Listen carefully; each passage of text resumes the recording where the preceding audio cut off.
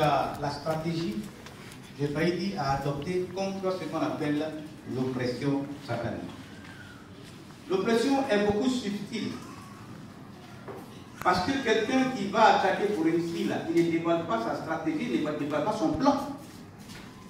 Et c'est pour cela, autrefois, j'ai fait remarquer à maintes reprises.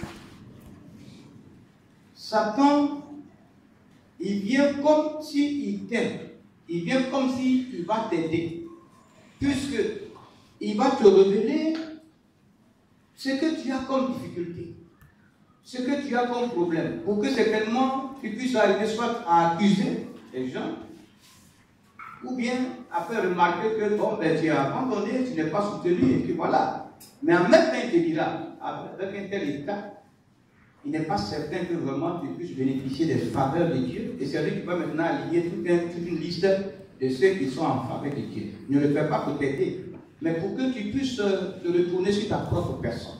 Donc, il va te révéler que tu es tel, tu es comme un tel, tu es ceci, tu es cela, et puis finalement tu dis, ah, c'est vrai, je suis vraiment comme ça.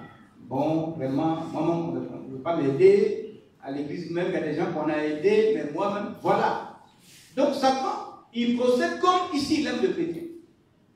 Il va dire des choses, certainement comme s'il t'aime, il veut t'aider. En fait, c'est pas pour t'aider. C'est justement pour te maintenir dans un état où Dieu ne pourra changer. Voilà pourquoi j'ai fait remarquer ce caractère subtil de l'oppression. Il le fait, mais c'est l'oppression. Il est en train de te convaincre de quelque chose qui ne va pas changer ta vie, mais que toi-même tu aimerais entendre, pensant qu'en écoutant cela, ça va t'aider à changer. Il le fait de manière subtile. Et c'est pour cela aussi que nous disons qu'il fallait comprendre bien ces développements-là, la parole de Dieu, pour savoir aussi quelle stratégie adopter devant cette subtilité de l'œuvre satanique pour nous tenir dans l'échec, pour nous tenir dans un état où nos vies les plaisent à Dieu. Il faut veiller. Nous arriverons sur un fait pour mieux comprendre quand nous parlons du fait qu'on peut être dedans et puis nos vies ne plaisent pas à Dieu. On arrivera à ces textes, je ne vais pas le citer maintenant, mais où le Seigneur parlant de la fin des temps, où des gens arrivent pour entrer dans le royaume de Dieu et qui évoquent ce qu'ils ont fait. On a fait des miracles en ton nom. On a chassé des démons en ton nom. Et le Seigneur lui a dit, je ne vous connais pas. Vous qui commettez l'iniquité. Voyez-vous, je ne vous connais point. Or, ce qui est évoqué ici, là, sont quelquefois les valeurs sur lesquelles aujourd'hui nos regards sont. Et nous ne faisons pas attention à ce qui est réel et qui doit être réel par rapport à notre intimité avec Dieu. Ce qui est dit ici, là, c'est ce que le monde regarde comme référence de la vraie intimité avec Dieu. Là, ils font des miracles. Ils ont parlé en langue. Ils ont chassé les démons. Mais qui même peut chasser les démons? Si ce n'est pas Dieu même qui fait son œuvre. Mais ils ont évoqué ce qu'ils font. Les œuvres, les actions qu'ils font. Mais seulement ce qui a été essentiel, ce qui devait être essentiel, il n'y a pas dit ce qui devait être primaire, n'est pas mis au devant et c'est le secondaire qu'on est en train de défendre. Ils ont des mettre devant Dieu. Il faut faire attention.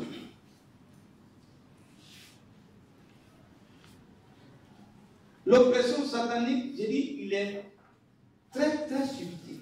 Au point que même celui qui est oppressé par Satan, il ne sait pas qu'il est oppressé. Parce que tout ce qu'on sort, c'est des démons. On dit quoi? Il est possédé. Ah, il y a des démons, hein. Et comme toi, tu n'es pas possédé, tu n'as pas de problème. Et pourtant, il y a des lois qui tiennent ta vie.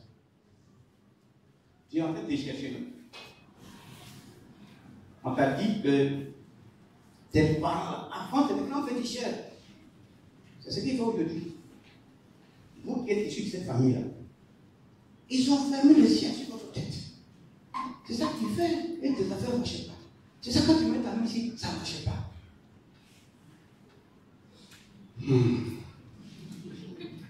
Nos parents. C'est grave. Moi, on dit mon père, c'était un grand féticheur. Satan, il te révèle des bonnes choses là. C'est ça qu'ils ont fait. C'est pour cela. Parce que j'ai fait tous les efforts. Vous voyez, la subtilité de l'oppression. Ça là. Si on te dit que tu es oppressé, tu dis que tu fais par là. Qui est oppressé? Non, il y a des choses qui sont vraies, il faut dire. Donc, comme tes parents font fétiche, Jésus là, il bloque ton ciel. Tes parents font fétiche. Donc, le ciel a débloqué. Si on raisonne comme ça, voilà pourquoi je vous parlais des gens qui chassent la chair. Tu veux chasser la chair? La Bible n'enseigne pas qu'on a chassé la chair. Et donc, il y en a qui vont prier pour chasser la chair. C'est parce que la Bible dit. C'est très subtil. Il y en a qui sont à l'effet de souffle. À cause des informations sur le passé qui gardent à l'esprit et qui fait qu'ils ne peuvent pas se lever. Ils lèvent la tête, portent la table et descendent. Ils sont là. C'est-à-dire qu'il faut avoir pitié, comme si tu n'avais pas pitié. Faut avoir pitié. Tu souffres. Tu souffres de ton ignorance. Tu ne souffres pas parce que Dieu ne veut pas répondre à ton aspiration, mais à te délivrer. Mais ton ignorance te fait souffrir. L'oppression est une vérité qui fatigue la famille chrétienne aujourd'hui. Et même nous tourne dans le décor sans qu'on sache qu'on est sous l'oppression du diable.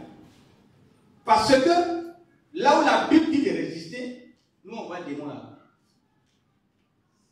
Et là où il y a le démon là, est-ce que tu peux voir le démon? Depuis quand le démon a quelqu'un qui dit moi mais j'ai possédé. Pourquoi t'amuser? Parce que quand tu es possédé là, c'est une loge secrète pour les démons. Ils ne vont pas te dire pour que je suis possédé. Jamais. Tu ne vas même pas penser un instant que tu es possédé. Ce que ça nous a dit, parce que dans ma vie, j'ai fait ça, ça passe pas, ça, j'allais occuper des démons, ils vont prier pour moi. Et c'est que je suis possédé. Il ne faut pas te presser. Il faut attendre que tu sois possédé avant d'aimer.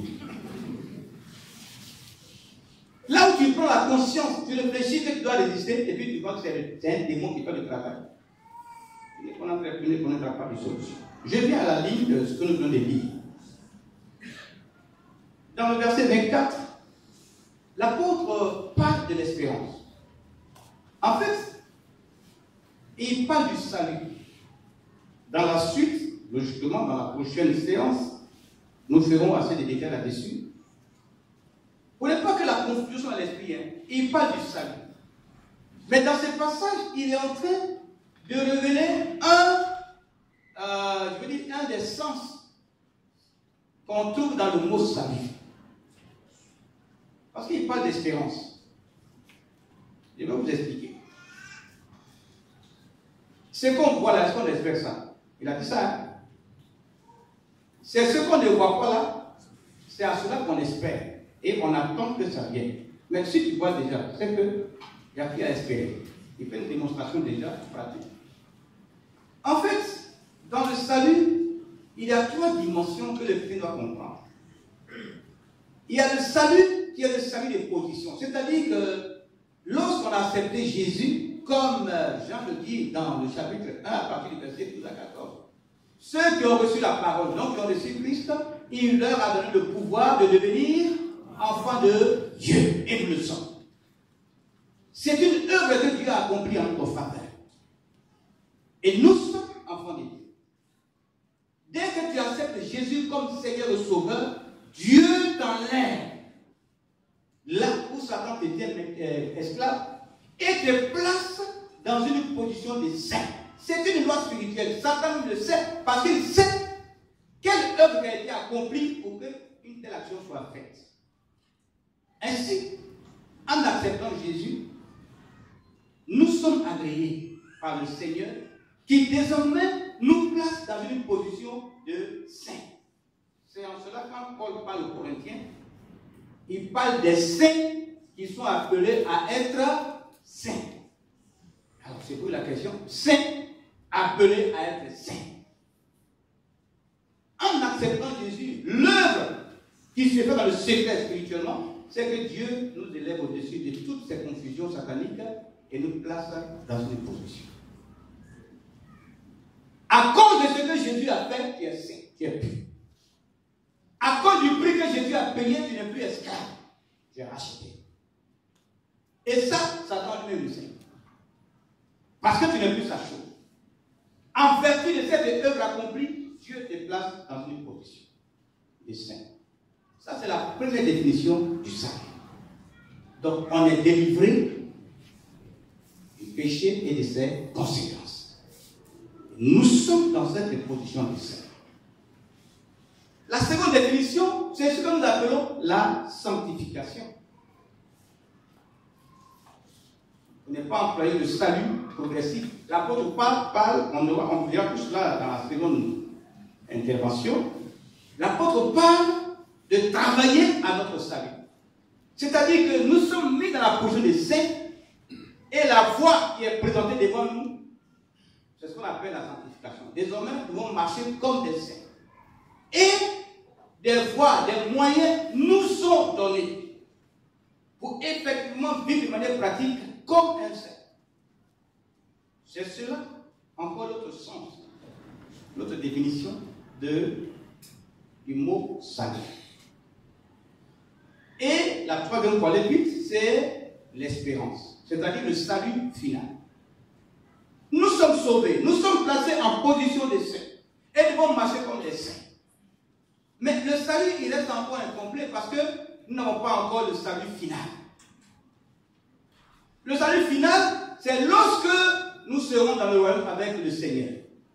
Et tant que le Seigneur n'est pas Jésus, le Seigneur Jésus n'est pas revenu, nous espérons, nous attendons au retour prochain du Seigneur. Parce que le salut final, c'est sûr. C'est quand on sera entré au ciel que le salut sera entièrement achevé. Alors, l'apôtre Paul donc leur fait savoir, en entendant que le Christ revient, que Jésus le revient, dans l'espérance où nous sommes, en entendant son retour, c'est durant cette vie que le Saint-Esprit vient nous aider, vient nous rappeler notre filiation divine, vient nous rappeler tout ce que nous sommes et avons en Christ. Mais c'est aussi durant ces temps-là que Satan mène aussi tout son travail. Nous sommes ainsi confrontés aux épreuves. Nous sommes confrontés à des situations de tous ordres. J'espère que vous me suivez bien. En attendant le retour de Jésus, nous sauvés, mis dans cette position de saint, et qui devons marcher comme des saints, comme de la sanctification, en attendant l'achèvement de ces saluts-là, nous sommes encore confrontés à des situations, à des difficultés. C'est pour cela que souvent on critique un peu certaines compositions, parce qu'on dit que la musique a touché les mœurs. Si vous faites de mauvaises compositions, ça va tuer votre foi. Quand on dit, moi je ne souffrirai jamais. Or, quand la Bible dit en acte que c'est par plusieurs persécutions qu'on va entrer au ciel, toi tu dis que tu ne souffriras jamais. Maintenant que le jour souffrance là, ça devient trop, que c'est dépassé. C'est que tu es pécheur en vrai. Parce que tu vas lier toute ta souffrance à ton péché. Les gens, Dieu c'est un, je ne sais pas s'il faut dire un despote qui est là. Ah, tu as péché. Oh. Ah, tu as fait ça. C'est notre crâne maintenant qu'on prend comme la Bible. Attention. En attendant que le salut se finalise, il est incomplet parce que nous sommes encore confrontés à des épreuves. Et vous voyez aujourd'hui, la nouvelle doctrine, pour parler ainsi, va vous faire croire que si tu es chrétien et tu connais des épreuves comme ça, c'est que tu n'es pas converti. C'est que tu es possédé. On t'écrit ça, que tu saches que tu es possédé. Tu es vrai chrétien. Tu ne peux pas avoir tel problème. Non, c'est vrai chrétien qui a un problème. Parce que Jésus l'a dit, tu n'es pas du monde. Et comme tu n'es pas du monde, tu n'es pas donc de la loi et de la logique du monde. C'est ce qui vaut la persécution. Sinon, si tu pratiques le monde, est-ce que le monde a été persécuté? Donc, on renverse les choses pour faire croire n'importe quoi. C'est de là que viennent toutes ces conclusions pour blaguer. Moi, je ne souffrirai jamais. Tu ne souffriras jamais? C'est ce que tu veux croire vraiment? Et on accompagne ça avec une belle mélodie. quand un collègue me disait, mais moi je connais ce groupe-là, et ceux qui sont venus, et ils ne connaissent pas cet esprit. C'est eux qui combattaient cet esprit. Donc ils peuvent composer les choses qu'ils veulent composer, c'est tout. Il faut s'attendre aux épreuves. Il faut s'attendre parce que le salut est d'abord incomplet. Dans l'état où nous sommes là, nous sommes confrontés à bien d'autres situations. Et c'est là que Satan aussi va venir faire son travail.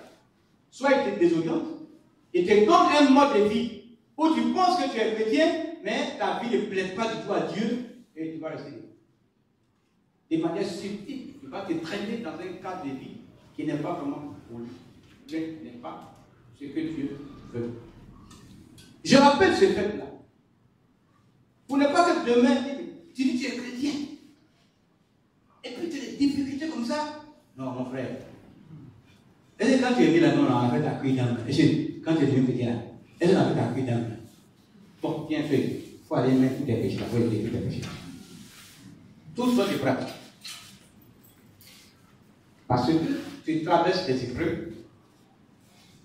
Et parce que tout simplement, quand on travaille des épreuves, c'est qu'on n'est pas bien convaincu. Toi, tu dis que tu es pasteur? Non. Un pasteur qui a tapé des personnes comme toi, tu es pasteur. Non, pas pasteur. Donc, on change, on donne une image à la bénédiction. La bénédiction prend déjà une allure matérielle désormais. Elle est plus spirituelle. Normalement, un vrai homme de Dieu. D'abord, quand tu vois sa maison, je sais qu'il est béni. Il ne manque de rien. Quand tu vois sa voiture, tu sais que vraiment il est béni. C'est vraiment un serviteur de Dieu. Et on commence à citer tout un tas de choses. Maintenant, le chrétien, lui, il travaille avec qui? Avec Dieu, avec qui? Parce que de la manière qu'on qualifie un homme de Dieu, on donne l'image d'un homme de Dieu, qui est vraiment un homme de Dieu. On est en train de dire, c'est comme ça qu'un homme de Dieu doit être. Maintenant, quand il vient te dire, le Seigneur, quand je prie, ma victoire, tu devras me donner 1 200 000 parce que je dois faire tant. Et tu m'as dit que tu béniras. On a déjà indiqué qu'un homme de Dieu, sa ceinture, ça fait 260 000. Ça. Et puis il s'est dit, quand je priais, le Seigneur m'a dit, toi, il m'a bien montré chez toi que tu dois donner 1 200 000. Bon, pas ici moins cher, tu en train de dire. Et là, il dit qu'il t'élèvera. Ton élévation ira au-delà de ce que tu penses. Qui veut le faire payer?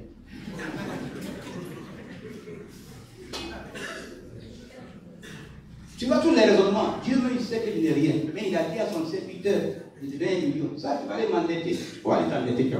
Ce qui ne doit pas quitter en marche. Je dis que c'est une stratégie subtile de Satan pour mettre la confusion jusqu'au jour de vous amadouer pour les 2 jours où c'est pas ma faute. Tu devais croire en Jésus. Et puis tu es perdu. Si le chrétien a des problèmes, il n'est pas bien convaincu. Ce sont ces doctrines auxquelles on est confronté. Mais qui mène ce combat? Qui paye le prix de sa consécration? C'est qui? Toi, tu es chrétien et puis c'est quelqu'un qui va souffrir et puis toi tu vas au ciel. C'est quel ciel? Bon, comme il y a le purgatoire, tu as certains droits, peut-être tu vas aller là-bas et puis on fait vote. Messe de requiem. C'est une vote de requiem. C'est en latin, on fait vote. Qui a beaucoup voté? Ah, Dieu va dire, vraiment, les gens m'ont serré. Sinon, lui, il avait dit les gens encore bien. Comme les gens ont voté beaucoup. Bon, sors ta tête un peu. Allez. Ça, c'est l'homme qui a fabriqué, sa tête qui a fabriqué ça. Voyez, bien aimé, la subtilité de cette oppression satanique. Parce que quand on parle du mot oppression, les gens voient plutôt dans la tête, il y a la violence. Voyez-vous? Et quand ils pensent qu'ils ne sont pas violentés, ils ne peuvent pas comprendre l'oppression. Oui, oppression, tel qu'il se définit, c'est comme l'action de violence. Mais attention, hein, sur le plan spirituel, tu ne verras pas de violence, au contraire. La violence là, c'est l'enfer qui t'apprend à travailler à la violence. Mais de manière subtile, tu seras conduit dans le faux. Pour ne pas que ta vie plaise à Dieu. Nous sommes dans un élan qu'il faut comprendre, frère. Le salut n'est pas encore achevé. Pourquoi on veut te dire, si tu es en Christ, tu ne veux pas connaître tes situations. Si tu es chrétien, tu ne veux pas être comme ça. Et c'est pas, je vais être quelqu'un de oh! Et puis on prie. Quand on a prié, après votre travail, prier. Il ne reste pas de rien. Attention, le salut là, il n'est pas finalisé. C'est le jour qu'on sera entré dans le ciel. C'est fini. Il n'y a plus de conflit encore.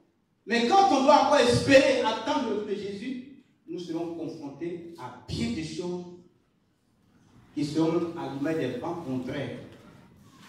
C'est en cela que Paul dit, pour terminer sur ce point, verset 28, par rapport à ce que nous pouvons connaître comme difficulté, comme situation qu'on n'aimerait pas,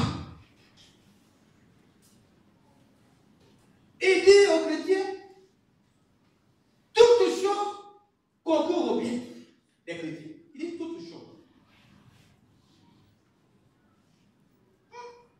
Avec nos grands philosophes aujourd'hui là, est-ce que ce verset-là, il a vraiment sa place dans la Bible? Parce qu'il y a des gens qui sont en train de juger Dieu. Hein. Certains ont dit même que Dieu même se trompe par moment. Parce que ces personnes sont reconnues comme étant l'autorité en matière religieuse et elles peuvent dire Dieu se trompe lui-même. Et puis voilà, on écoute et puis on passe. Maintenant, écoutez, quand l'apôtre Paul dit Dieu, vis-à-vis de Dieu, il dit toutes choses concourent au bien des chrétiens.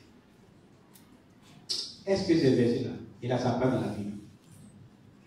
Parce que quand on va réfléchir, comment, pardon, la mort peut concourir, pardon, au bien des chrétiens?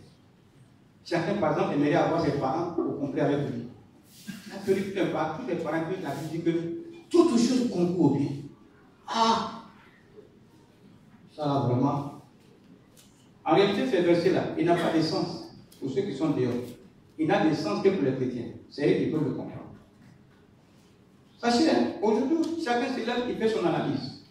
Moi, je disais quelque part, je suivais un petit film là, où quelqu'un, il a mis sa caméra devant lui, il dit, je vous ai toujours dit que la Bible n'a rien à voir avec Dieu. Les hommes ont écrit, les blancs ont écrit pour tromper, et je vous dis, et je les prête devant moi. Moi, il dit,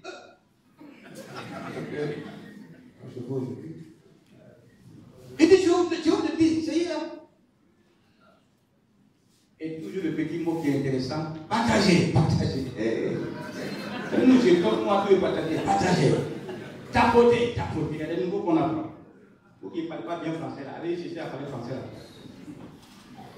Ça, là, on avait dit partager. Non, parce que là, c'est toute la vérité, il faut qu'on partage. Je suis resté tranquille pour aller jusqu'au bout pour voir. Pour dire que c'est les plans qui ont écrit que la Bible n'a rien à voir avec Dieu, qu'est-ce qu'il dit? Il prend un passage d'Éphésiens. Serviteurs, soyez soumis à vos maîtres. Esclaves, il faut être soumis à son maître.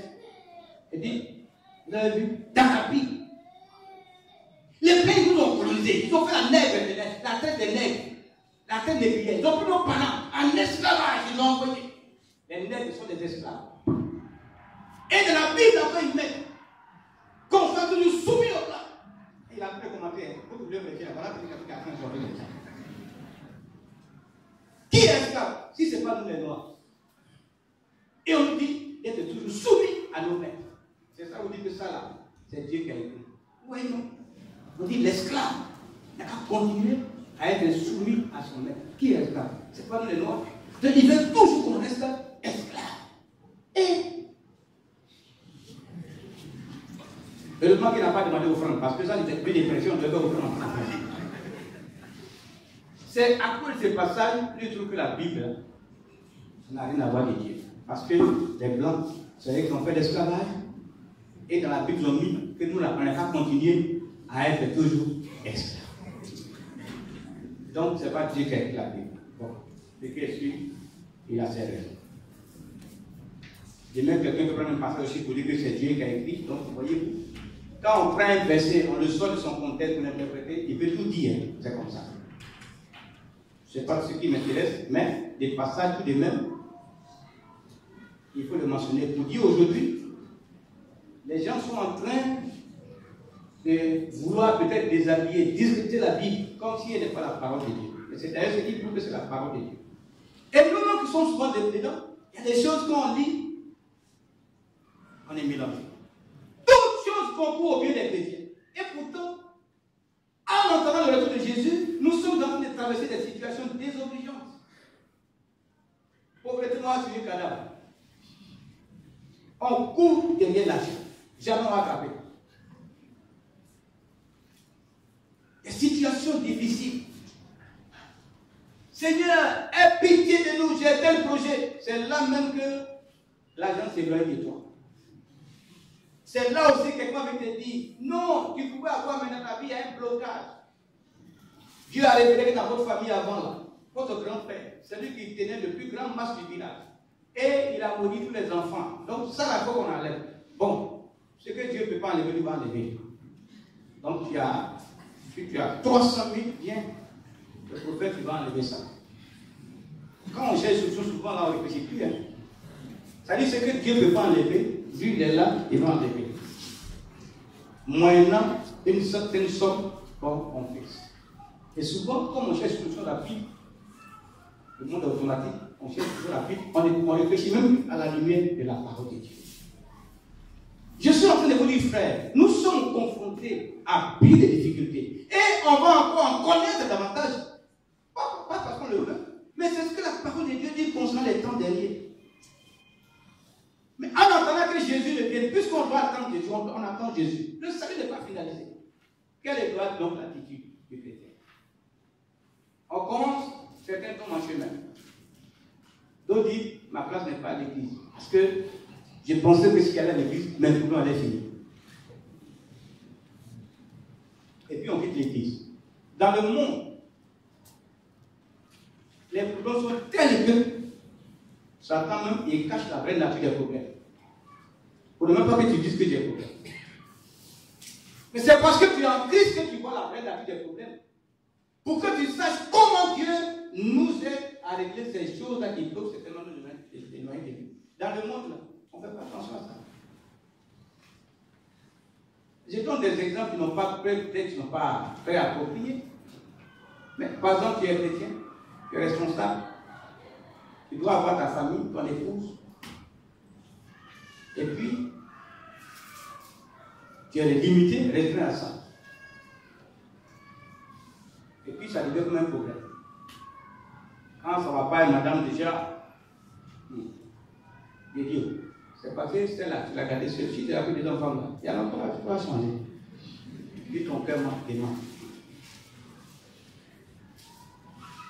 Et tu es malheureux.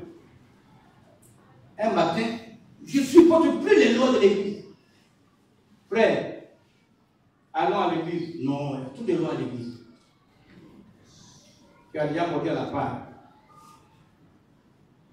Et de l'autre côté, première action, deuxième femme. Troisième action, troisième femme. Et Satan ne va pas te montrer que c'est pour tu as pris comme ça. Tu es devenu un gros menteur. Toi au moins tu parlais franchement. Parce qu'il y avait 3-4 femmes là. Tu es déjà, quand tu es chez l'autre, c'est mensonge. Tu es ici, tu mens. Voilà, ta vie est. Quand tu es seul, je suis devenu toi-même.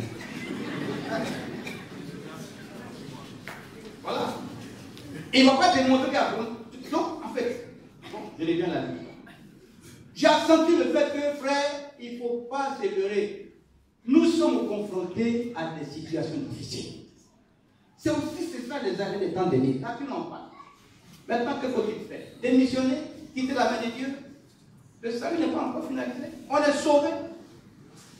Mais nous sommes confrontés à toutes ces choses-là. L'apôtre Paul, pour exhorter la famille chrétienne, il nous donne ici 2 points importants avec que je termine. Il dit toutes choses concourent au bien de ceux qui ont Dieu et qui sont appelés selon son dessein, selon son plan. Dans ce verset, toutes les réponses sont données. Comment toutes choses peuvent concourir à ton bien, frère? Comment toutes choses peuvent concourir à ton bien, sœur? La première réponse que Paul donne, ceux qui aiment ceux qui aiment Dieu. Ceux qui aiment Dieu. Lorsque j'aime Dieu, je ne peux pas croire un instant que Dieu peut me trahir. Lorsqu'on aime Dieu, on ne peut pas croire un instant que Dieu nous a sauvés pour nous laisser dans la misère. Parce que dans le mot amour, il y a aussi la confiance qui est. Quand on aime Dieu, on pourra toujours comprendre le contexte et la réalité des situations qu'on traverse. C'est important.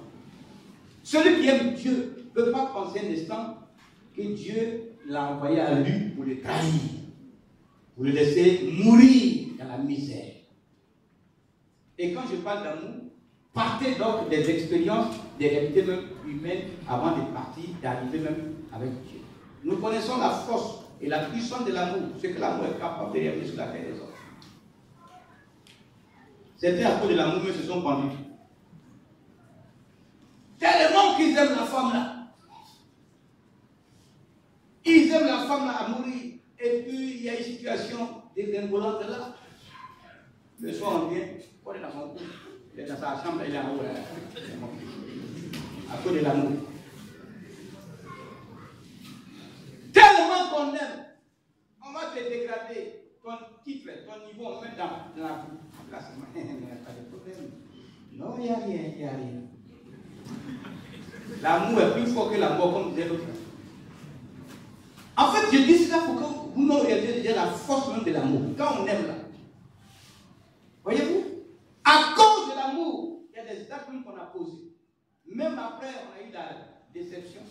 Mais quand on devait poser ces actes, c'était au nom de l'amour. Et c'était plus fort que toute autre chose. Alors, si maintenant on parle de notre côté, on a loué Dieu pour sa grâce, pour sa faveur. De ce qu'il a été, de ce qu'il a fait pour nous, pour ce qu'il a été, ce qu'il a fait pour nous. Si nous aimons Dieu, tout ce qu'il a dit, nous saurons dire dans quel sens, dans quelle direction, ou bien qu'est-ce que tu voudrais que je propose, Seigneur, au lieu de dire pourquoi. Pourquoi moi? Et puis ça m'arrive. Pourquoi? Le pourquoi déjà, si on ne fait pas attention, ça serait un bel espoir pour Satan. Parce qu'il est prêt à donner des réponses, mais qui ne sont pas les vraies réponses. Parce que tout ce que Dieu autorise, lui qui est le souverain là, il y a une raison, il y a une situation, il y a un horizon vers lequel certainement Dieu veut toujours orienter nos regards. Mais il n'y a que le chrétien qui peut comprendre ceci et penser comme ça, malheureusement. Nous allons aujourd'hui dans la suite du monde aussi pour dire pourquoi. Pour cela que le prophète Esaïe et tant d'autres l'ont dit.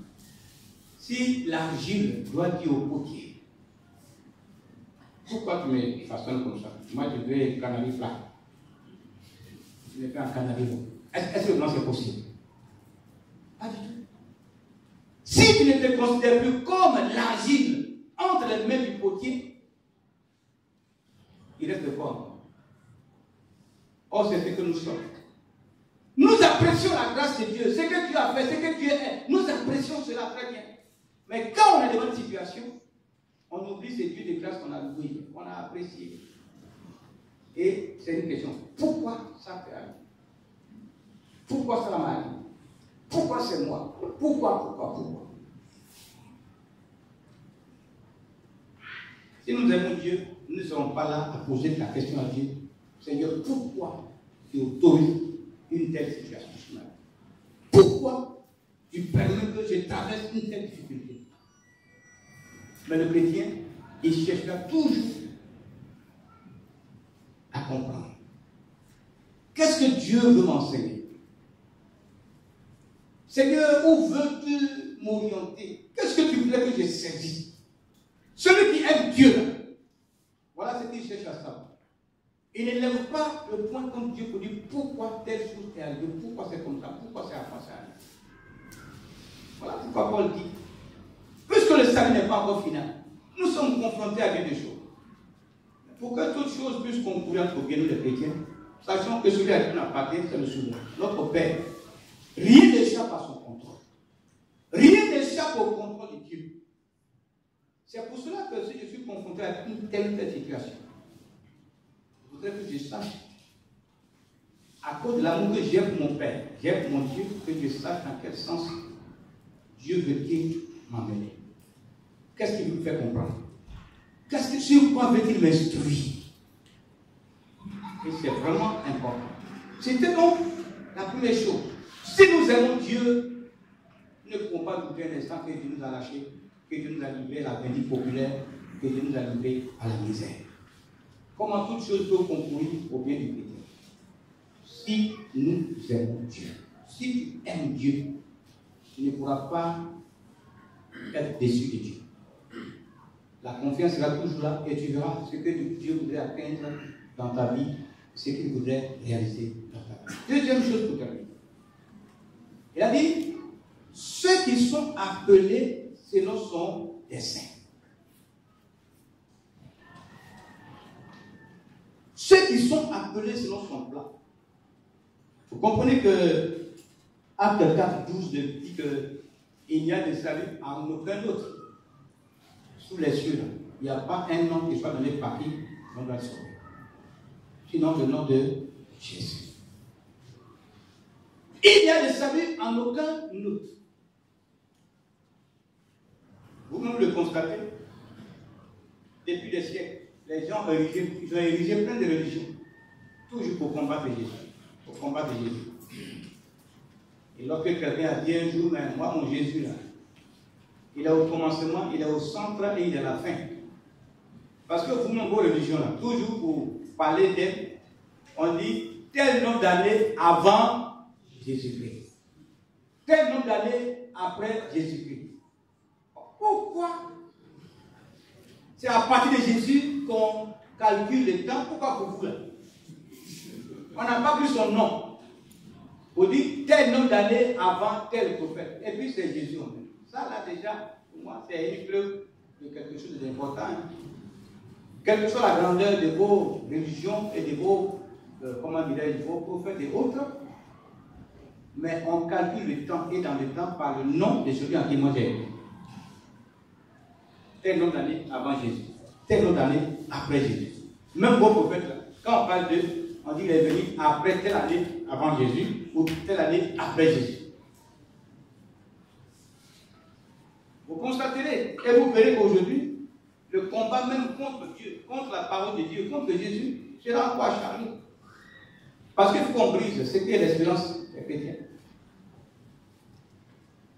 Alors, toutes choses concourent à notre bien quand nous sommes certains que nous sommes appelés selon le plan de Dieu. C'est-à-dire le plan de Dieu, c'est Jésus. C'est en Christ Jésus que nous avons la bénédiction spirituelle. Je n'ai pas de matériel. Avec le monde, on a la bénédiction matérielle.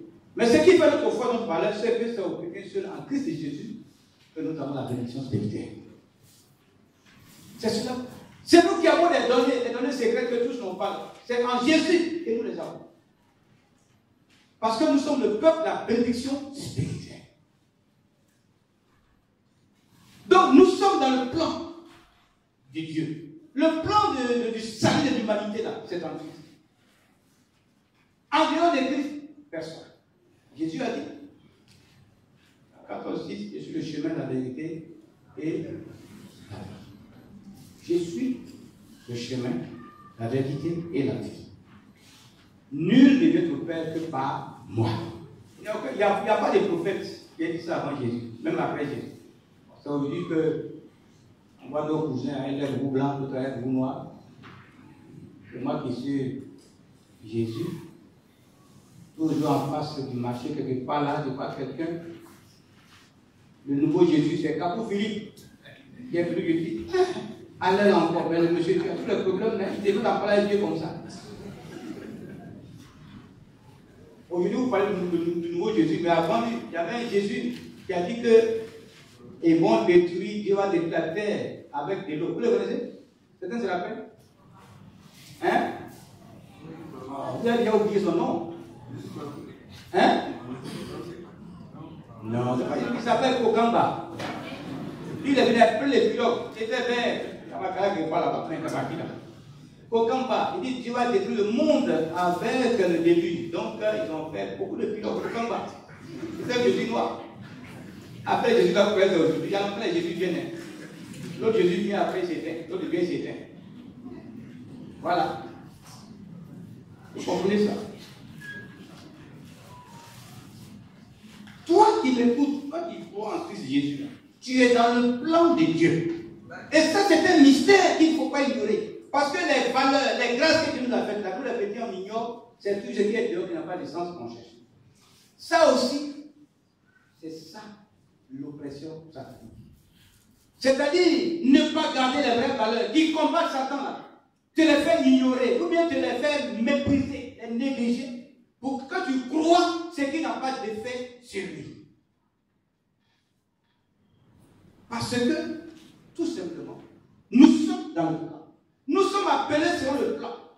Nous sommes convertis, nous sommes dans le Seigneur selon le dessein. C'est-à-dire selon le projet que Dieu a arrêté pour l'humanité. En Christ Jésus, Dieu nous a créés. Donc ta vie, là, Satan sait, ce verset. Une fois que vous rappelez que le vrai sorcier, là, quand il voit chrétien, il connaît. Parce que c'est un sorcier, lui, qui a confessé ça. Il dit, quand on voit les chrétiens, on connaît, parce qu'il y a une lumière sur eux. Donc, ta référence est claire devant le sorcier quand il voit. C'est là où on te dit, non, quand tu es là, elle veut te tuer les sorciers. Il ne faut pas le village, tu ne vas plus au village, tu es en vie. L'arbre qui est dans votre maison, c'est là que les sorciers font des lions. Quoi des lions? C'est ton lion. Le manguier qui est devant là, les sorciers sont là, puis chaque jour, derrière la maison. C'est ton lion. Rien d'échange. Le sorcier, là, il connaît le chrétien. Il connaît le chrétien. C'est un sorcier qui l'a confessé. Il dit quand on voit le chrétien là, il y a une lumière qui est sur lui là. On ne s'amuse pas. Ça approche pas, on connaît. Voyez-vous? Ce que Dieu a fait, les mystères dans lesquels Dieu a plongé nos pauvres vies là, c'est ce qu'on veut toujours ignorer pour s'attacher à des choses vaines qui ne vont jamais changer notre existence. Ça aussi, c'est l'œuvre de l'oppression satanique. Tu es chrétien, ta foi ne s'appuie pas sur la parole de Dieu, mais c'est la tradition. Tu es chrétien, tu as plus peur des malédictions sans fondement dans ton village. La fête là, c'est vrai, c'est pas chrétien, mais si tu ne vas pas, il y a nos parents là. Quand ils vont dire les paroles là, ah, non, c'est pas vrai. Ils vont dire là, ça va t'appeler. Toi, tu appelles Jésus là. Tu es dans l'église et il a fait des rituels au village. Non, non, non, moi je ne suis pas dedans. Mais comme c'est notre village, il faut qu'on soit là, on va regarder. Pourquoi? Si tu ne vas pas là, ah, quand ils vont pas. Quand ils vont faire, reste en village, quand ils vont faire des malédictions, quand ils vont maudire les gens. Voilà. Et ça, tu n'appelles pas ça oppression. Et ça te tient. Tu dis que tu ne mets pas la main dedans, mais tu t'en vas adhérer, tu t'en vas regarder les miracles sataniques. Vous marchez ensemble au village, par exemple, tu ne vas pas et moi te maudire. Donc tu crois que les malédictions, ça va t'atteindre. Tu ne sais pas que ça aussi, c'est une oppression satanique. Il y a des gens qui sont sous cet esclavage. Ils ne voient pas ça comme problème. À force de se côtoyer là, on finit par se toucher. Cet esclavage des fêtes du village, rituel des temps, si tu ne vas pas, les gens vont te quand ils vont maudire, ça va te gagner là. À force d'être dedans là. C'est comme ça, un matin, on est ton sommeil, on va commencer à se perturber. On va commencer à te chasser dans le sommeil. Et tu ne vas pas venir dire ça vite vite, parce que tu donnes l'aide beaucoup noir te chasse. Mais toi-même, tu allais regarder beaucoup noir. Et comment ça te voit, tu ne mets pas la main. Comment on veut que tu mettes la main? Ah, tu as déjà adhéré en partie, tu dois assister. Et ça est dans ta tête maintenant. Chaque année, on va partir pour ça. Je ne peux pas m'en je ne mets pas les poulets là. Je ne mets pas les riz au village. Je ne mets pas. Mais comme c'est notre village, et puis ils font ça, quand on ne va pas là, quand les gens ont dit des choses, tu es là, tu ne manges pas, tu ne goûtes pas, tes yeux mangent, ton corps mange. Après, parce que tu es pas plus bref pour moi. Or, quand je vais te dire, alors évangéliser, parce que c'est ça qui, de toute façon, on est serré. Le camion, je suis occupé. Mais quand c'est pour aller faire ça, si je ne fais pas là, mes parents là, quand ils vont me dire, je ne sais pas que tu es sous l'oppression satanique comme ça. Et c'est comme ça que petit à petit, ton chemin sera fatigué. Et tu auras un instrument du diable, comme il te dit. Mon enfant, il ne faut pas que vous allez peut-être à l'église là jusqu'à pour mélanger. Ça là, il n'y a rien, on est tous chrétiens. Il faut aller adhérer. Même lui là, il y a rien. Moi je suis chrétien. Allez, faut tu vas. Moi je suis chrétien. Ça c'est un enfant de Dieu qui fait ta parole. Moi je suis chrétien. Ça veut dire quoi tu es chrétien?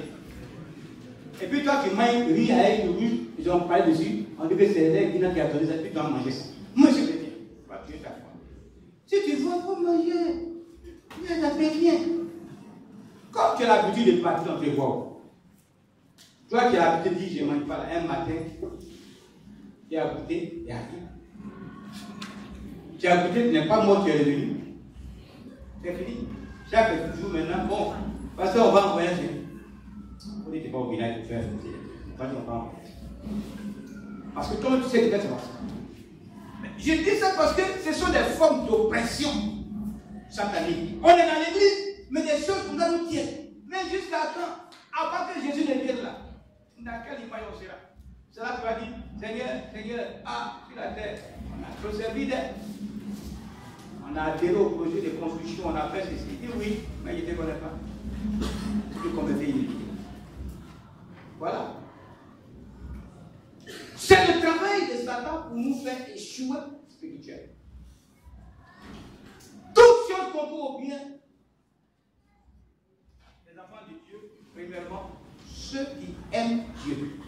Ils ne vont pas se révolter contre Dieu. Ils sauront toujours dans quel sens Dieu veut orienter leur vie. Mais c'est Dieu qui nous conduit. Ce n'est pas nous qui prions. Seigneur, conduis-moi, dirige-moi. Seigneur, qualifie-moi.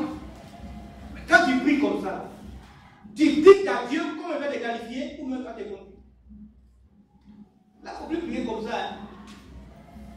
Seigneur, ce matin, nous sommes debout. Merci, on est en vie. Tu as regardé ton enfant, il a bien dormi. Oui, je l'ai regardé. Seigneur, toute la journée, conduis-moi. Et te conduis. Seigneur, conduis-moi. Que le Saint-Esprit te conduise. Et puis, tu donnes la leçon à Dieu de te conduire. Et puis, dans la journée, ton chemin passe quelque part. Certainement, donne-moi le temps de donner un exemple maintenant. Tu n'es pas capable, on t'a giflé.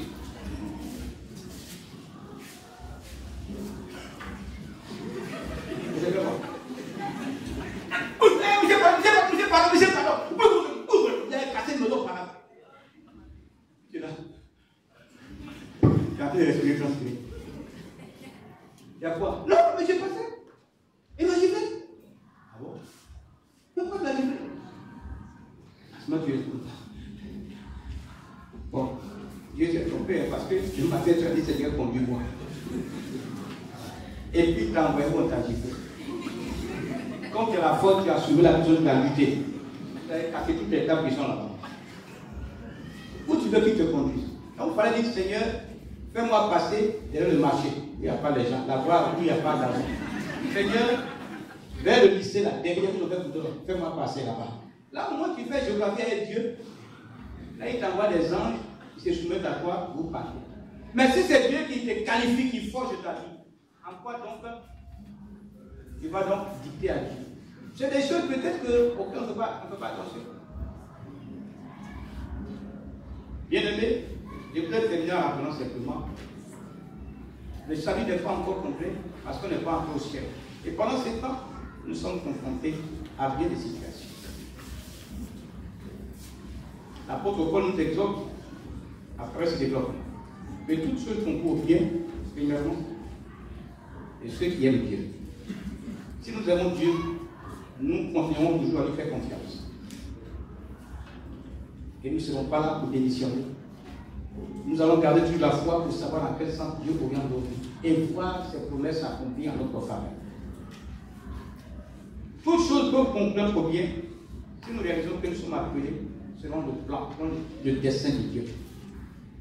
Le salut de l'humanité que Dieu a ordonné à projeter, c'est seulement en Christ Jésus. Et nous sommes en Christ. Tant que moi je suis en Christ Jésus, je crois fortement que le projet de Dieu n'a pas échoué par rapport à moi. Tant que je suis en Jésus, là, le plan de Dieu, là, ça n'a pas échoué par rapport à moi. Je reste confiant. Et c'est ce qu'il faut comprendre. Si tu es en Christ, le plan de Dieu par rapport à ta vie n'a pas échoué. Fais attention à l'oppression satanique. Il va vouloir t'enlever de là. Il va vouloir t'arracher toutes ces valeurs, toutes ces grâces que Dieu accorde à ta vie et te faire espérer là où tu n'auras rien. L'oppression satanique, c'est une réalité parmi les chrétiens. Si on n'y prend pas garde, nous allons pouvoir être en train de servir Dieu et marcher avec Dieu, tandis que nos vies sont coincées. Nos vies sont coincées dans des situations qu'on n'ose pas dire aux gens. Et on en souffre. Il ne faut pas souffrir. C'est pour cela que nous méditons ces passages. C'est pour cela que nous prions ces temps-ci sur ces sujets. Que ta souffrance s'arrête. Cette souffrance silencieuse-là, qu'elle s'arrête. Celui que tu as choisi là, il est au-dessus de tout. Il n'y a rien d'autre en dehors de lui. En Christ Jésus, personne ne peut programmer autre chose sur ta vie que réussir. Pas possible. Dieu conduit ta vie autant que tu l'aimes. Son amour continuera toujours de se manifester. Même quand souvent même nous dévions, son amour continue de se manifester. Et pourquoi donc, bien aimé, nous laisser distraire? J'ai pris ce matin que ces quelques mots-là viennent changer quelque chose dans ta vie. Amen. C'est cela, Dieu est fidèle. Nous avons besoin de comprendre sa parole. On ne veut pas ce qui explose pour nous donner un soulagement psychologique. Nous voulons vivre la réalité. Et la réalité s'appuie sur la parole de Dieu. J'ai dit, ta vie, si tu as accepté Christ comme Seigneur et Sauveur, ta vie est dans le plan. Le plan que tu as fait pour monter là, toi tu es déjà dedans.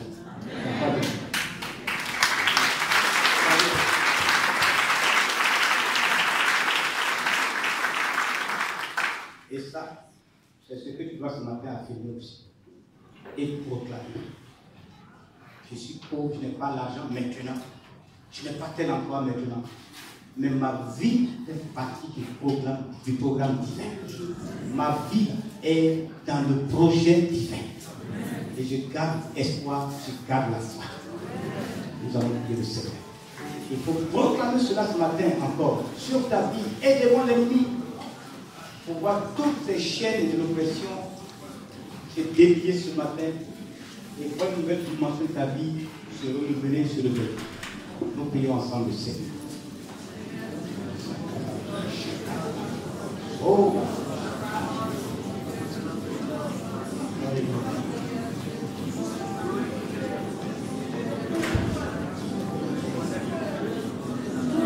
Tu peux tout. Rien ne peut s'opposer.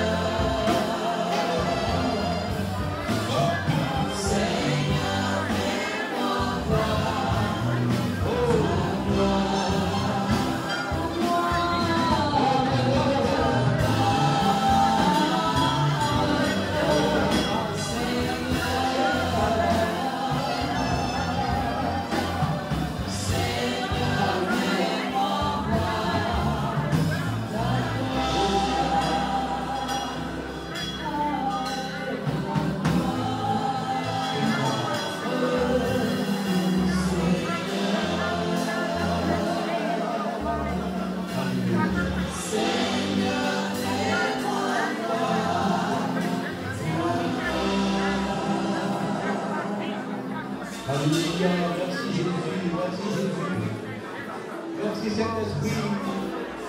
Merci Saint-Esprit de renouveler en nous ce matin que la vie de mon frère est dans ton plan, la vie de ma soeur est dans ton plan, la vie de ton église est dans ton projet. Seigneur, nous faisons partie du dessein de celui qui a créé les cieux et la terre. Oui Seigneur, parce que nous sommes appelés selon ton plan, selon ton dessein. Parce que nous sommes en Jésus. Parce que nous sommes en Jésus. Parce que nous sommes en Jésus.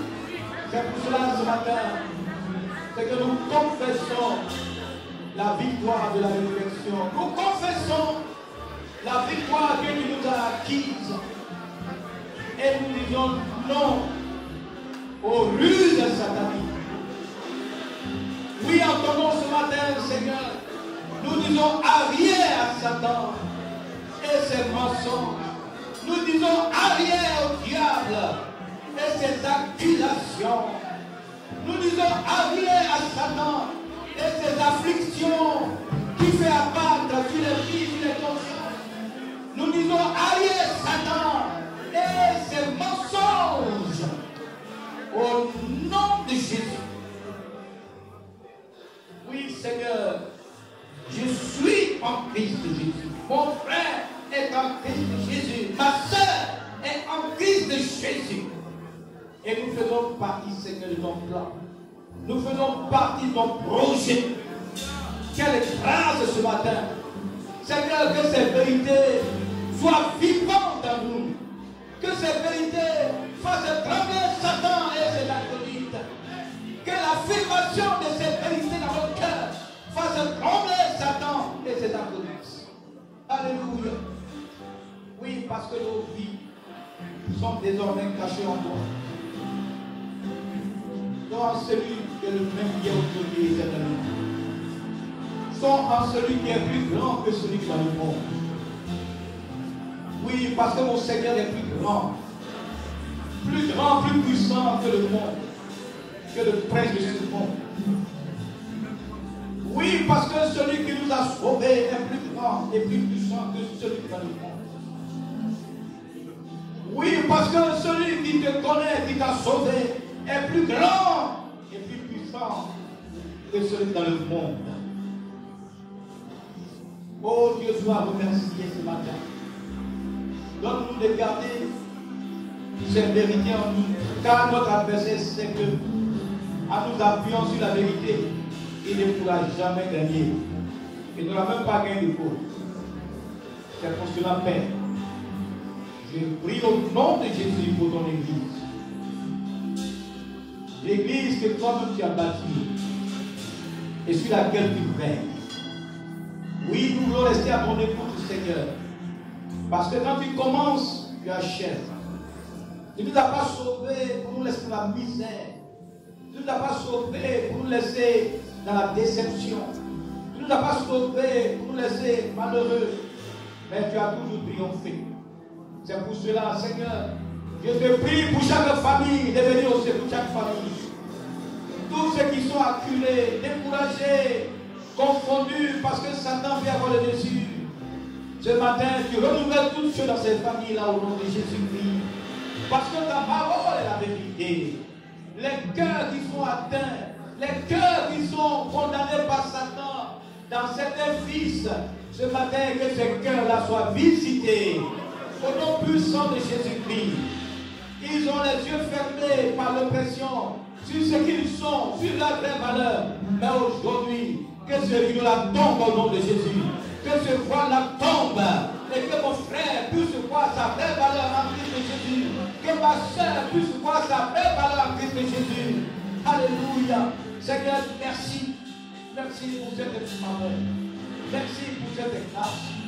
Donne-nous cette force par le Saint-Esprit à proclamer notre grandeur en Jésus-Christ, notre privilège en Jésus. Seigneur, change nos pensées, dépose en nous la considération de l'œuvre que tu as accomplie pour ne pas que nous regardions à nous-mêmes. Rien ne changera de nous-mêmes. Mais toi, tu opères le changement.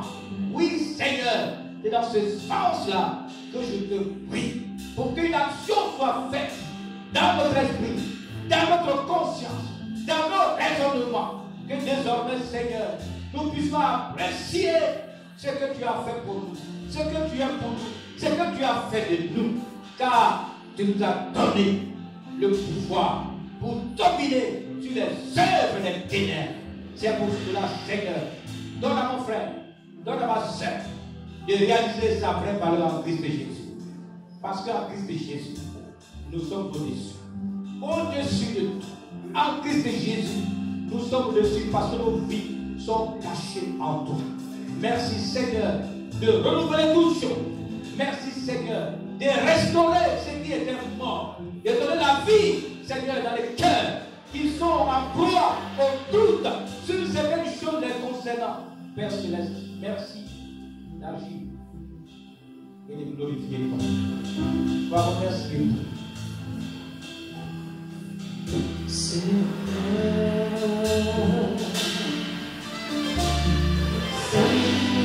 fais-moi voir ta gloire, Seigneur, Seigneur, fais-moi voir ta gloire. Alléluia. Si tu as été béni comme moi, acclame le Seigneur.